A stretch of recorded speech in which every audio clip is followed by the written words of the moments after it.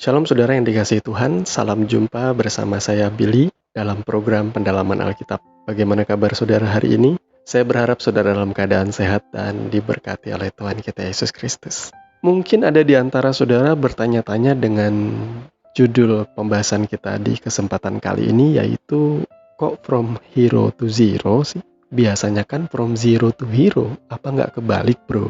Itu udah bener kok, memang from hero to zero. Karena topik pembahasan kita berkenaan dengan seorang tokoh terbesar bagi orang Israel, yaitu Nabi Musa. Nah, sekarang apa hubungannya Nabi Musa dengan from hero to zero? Nanti kita akan sebentar membahasnya lebih mendalam, tapi terlebih dahulu kita mau merendahkan hati dan berdoa sebelum kita sama-sama belajar kebenaran firman Tuhan. Mari kita satukan hati, kita berdoa. Bapa, di dalam nama Tuhan Yesus, kami mengucap syukur untuk hari ini Tuhan, atas segala kebaikan dan kemurahan-Mu di dalam kehidupan kami. Sebelum kami sama-sama belajar dan merenungkan firman-Mu di dalam saat teduh kami mau berdoa Tuhan memimpin kami dengan kuasa Roh Kudus, agar kami boleh mengerti dan memahami setiap kebenaran firman yang kami baca dan renungkan di kesempatan kali ini Tuhan. Di dalam nama Tuhan Yesus Kristus kami berdoa dan mengucap syukur. Haleluya. Amin. Topik pembahasan kita kali ini mengenai from hero to zero itu pada dasarnya berangkat dari keresahan hati saya pribadi, yang secara tidak sengaja melihat ada beberapa postingan-postingan di sosial media yang isi dari postingan itu cenderung menyerang, menyindir, bahkan mencibir orang-orang yang suka membuat status-status rohani di sosmed ya. Dengan kata lain, mereka berkata begini bahwa kamu nih sok suci buat postingan-postingan rohani. Memang hidupmu sudah sesuai dengan itu. Atau kamu ini bikin postingan-postingan yang selalu mengutip ayat firman Tuhan. Aku nih tahu kehidupanmu. Wah, seperti itu. Kira-kira pernah nggak saudara melihat seperti itu? Kalau saya pribadi sih membaca postingan itu nggak akan tersinggung, karena saya merasa mungkin postingan itu bukan buat saya ya. Karena saya juga ngerasa nggak sepenting itu. Tapi poinnya berangkat dari hal ini muncul sebuah pertanyaan bagi saya. Kira-kira seberapa pantaskah kita baru boleh dikatakan sebagai pemberita kebenaran firman Tuhan? Nah, sebelum kita masuk lebih dalam di dalam pembahasan kita mengenai from hero to zero ini, mari kita terlebih dahulu membaca ayat firman Tuhan yang akan menjadi landasan. Keluaran 4 ayat 10-17. Lalu kata Musa kepada Tuhan, Tuhan, aku ini tidak pandai bicara. Dahulu pun tidak, dan sejak engkau berfirman kepada hamba-Mu pun tidak, sebab aku berat mulut dan berat lidah. Tetapi Tuhan berfirman kepadanya, siapakah yang membuat lidah manusia? Siapakah yang membuat orang bisu atau tuli? Membuat orang melihat atau buta? Bukankah aku, yakni Tuhan? Oleh sebab itu pergilah, aku akan menyertai lidahmu dan mengajar engkau apa yang harus kau katakan. Tetapi Musa berkata, Tuhan, utuslah kiranya siapa saja yang patut kau utus. Maka bangkitlah murka Tuhan terhadap Musa, dan ia berfirman, bukankah di situ Harun orang Lewi itu kakakmu? Aku tahu bahwa ia pandai bicara. Lagi pula ia telah berangkat menjumpai engkau. Dan apabila ia melihat engkau, ia akan bersuka cita dalam hatinya. Maka engkau harus berbicara kepadanya dan menaruh perkataan itu ke dalam mulutnya. Aku akan menyertai lidahmu dan lidahnya dan mengajar kamu apa yang harus kamu lakukan. Ia harus berbicara bagimu kepada bangsa itu. Dengan demikian ia akan menjadi penyambung lidahmu dan engkau akan menjadi seperti Allah baginya. Dan bawalah tongkat ini di tanganmu yang harus kau pakai untuk membuat tanda-tanda mujizat. Berangkat dari ayat pembacaan kita di dalam Keluaran pasal 4 tadi, kita akan memahami kenapa saya mengatakan bahwa Musa itu identik dengan slogan from hero to zero ya. Musa lahir di saat-saat yang sangat genting, karena pada waktu itu ada perintah dikeluarkan oleh Firaun bahwa semua anak laki-laki orang Israel harus dibunuh ketika ia masih bayi. Tetapi beruntung bagi Musa, pada waktu kecil Musa disembunyikan di dalam sebuah peti dari daun pandan, kemudian ia dilarutkan di sungai Nil. Beruntungnya dia diketemukan oleh salah satu putri Firaun yang akhirnya mengangkat dia menjadi anaknya. Jadi singkat cerita, Musa itu adalah orang Israel yang dibesarkan sebagai pangeran Mesir. Nah, ia hidup layaknya putra dan putri raja. Ia mengenyam pendidikan yang terbaik karena mengingat pada waktu itu Mesir adalah negara dengan kebudayaan yang paling maju, di mana ia bisa mempelajari tentang sastra dan budaya yang maju. Dia juga pasti diperlengkapi dengan seni berperang dan keterampilan menggunakan persenjataan-persenjataan keren pada masa itu. Ketika ia semakin besar, ia semakin dewasa, ia ingat siapa jati dirinya, bahwa ia tetaplah seorang yang memiliki darah Israel. Jadi ada sebuah dorongan di hatinya untuk menjadi seorang pembebas, karena ia tetap memikirkan kesejahteraan bangsanya yang pada waktu itu masih di bawah penindasan yang berat oleh Raja Mesir, yaitu Firaun. Nah, kira-kira saudara, dengan posisi yang strategis yang dimiliki Musa pada waktu itu, dengan kapasitasnya, dengan hikmatnya, dengan ilmu-ilmu yang dia sudah pelajari, tentunya saudara pasti akan berpikir dan berkata, Musa ini sudah sangat siap untuk dipakai Tuhan. Sama seperti pandangan gereja hari-hari ini ya. Gereja itu sangat mudah sekali memberikan mandat pelayanan kepada orang-orang yang mereka anggap sudah berhasil dalam kehidupan. Walaupun secara logika hal ini bisa dibenarkan ya. Seandainya ada seorang di sosial media yang kita tahu dia adalah seorang pejabat yang sangat kaya raya, kemudian dia membuat postingan rohani, saudara pasti akan setuju dengan apa yang dia posting.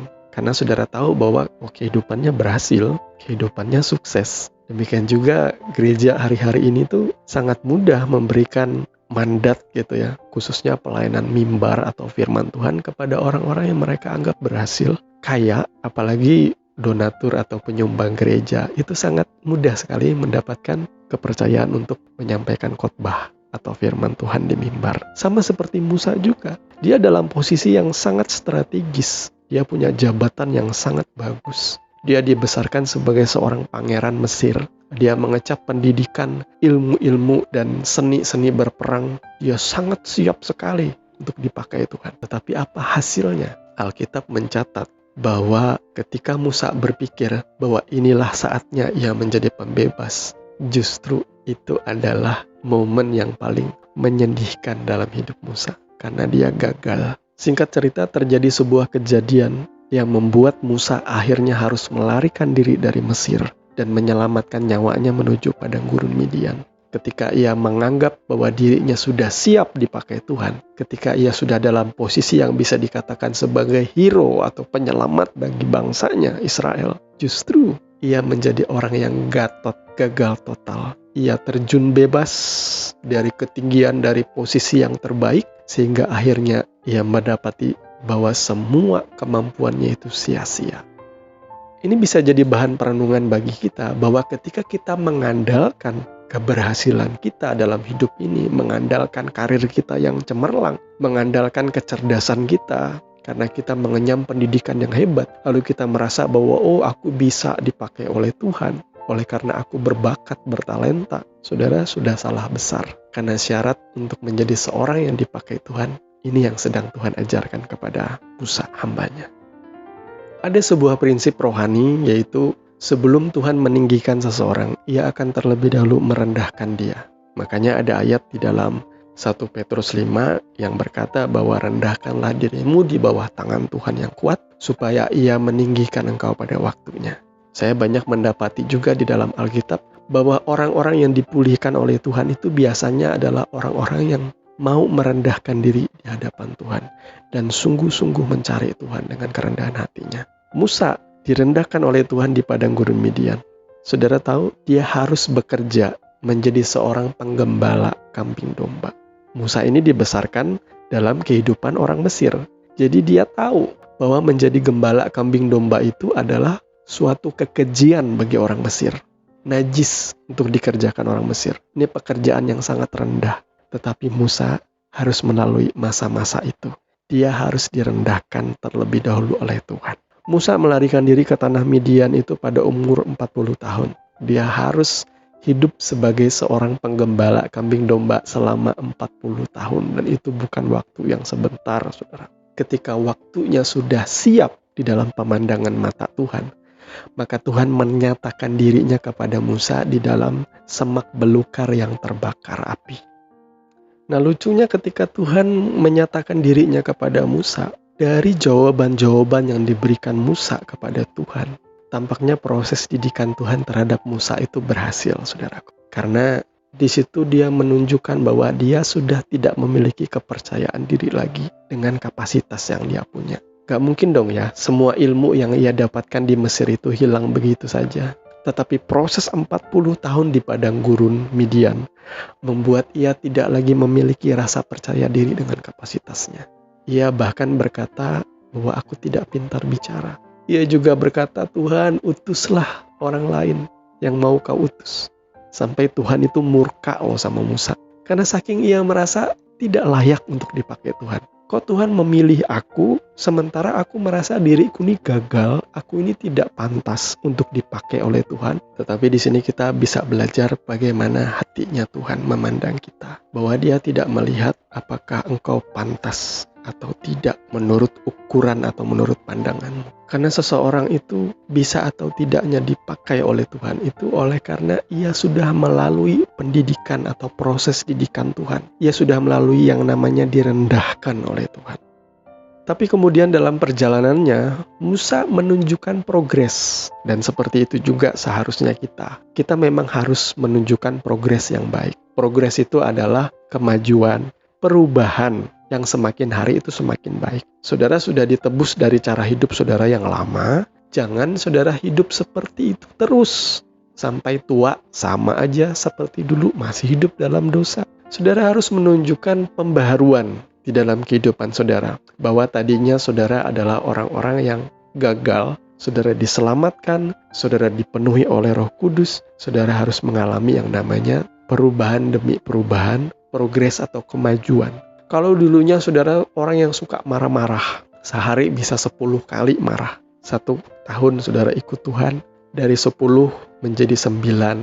2 tahun ikut Tuhan, dari 9 mulai turun jadi 8 kali sehari saja marah-marahnya. Lama-kelamaan saudara akhirnya bisa marah, tapi saudara masih bisa menahan diri. Itu namanya progres.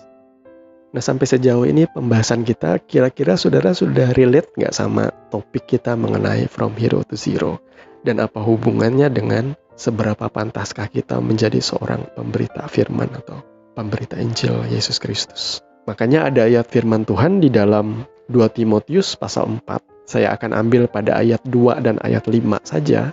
Demikian firman Tuhan, beritakanlah firman, siap sedialah baik atau tidak baik waktunya. Nyatakanlah apa yang salah, tegurlah dan nasihatilah dengan segala kesabaran dan pengajaran.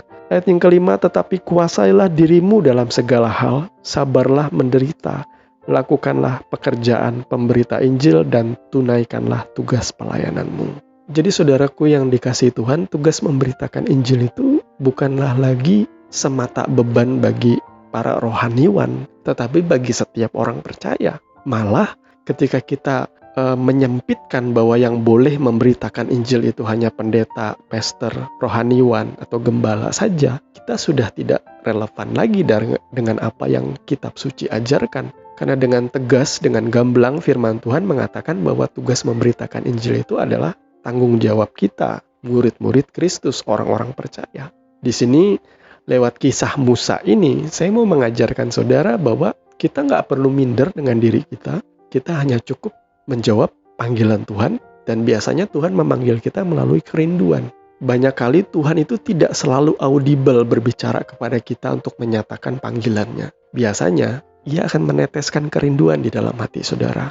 Contoh ya, saudara lagi asik nih ya nonton drakor, drama Korea, atau saudara lagi asik jalan-jalan, seru-seruan nongkrong sama teman-teman. Tiba-tiba jauh dalam hati saudara, ada sebuah kerinduan untuk merenungkan firman, bersaat teduh.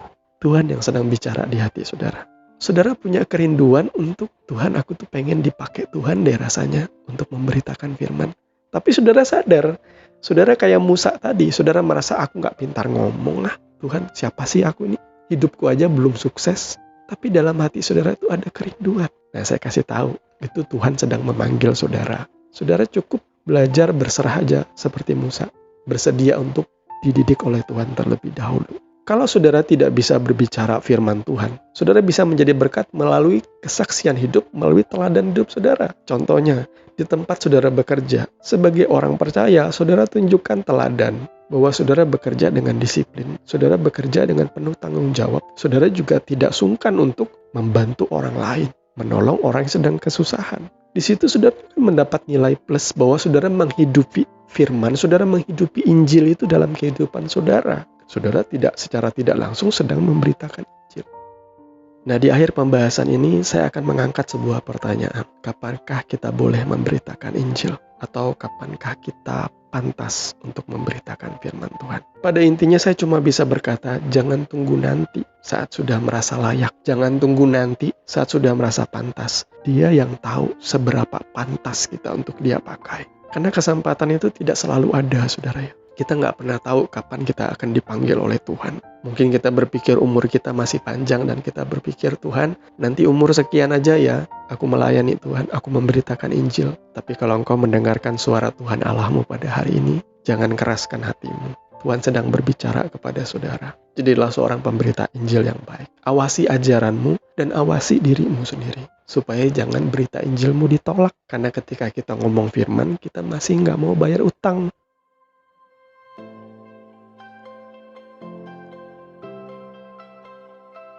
Saudara yang dikasih Tuhan, demikian pembahasan kita di kesempatan kali ini. Saya percaya saudara mendapatkan hikmat dan pengertian. Dan saudara akan semakin diteguhkan untuk menjawab apa yang menjadi panggilan Tuhan di dalam kehidupan saudara. Saya percaya Roh Kudus pasti akan menolong saudara untuk memahami kebenaran ini. Dan tentunya menolong kita juga untuk hidup di dalamnya. Sampai ketemu lagi di next episode dari program Pendalaman Alkitab. Dan saya tidak bosan-bosan untuk mengingatkan, jangan lupa like, komen, dan subscribe channel ini. Juga nyalakan notifikasi agar saudara mendapatkan info-info yang terbaru dari konten channel Simply Truth ID. Sampai ketemu di next episode dari program Pendalaman Alkitab. Tuhan Yesus memberkati saudara semua. Shalom.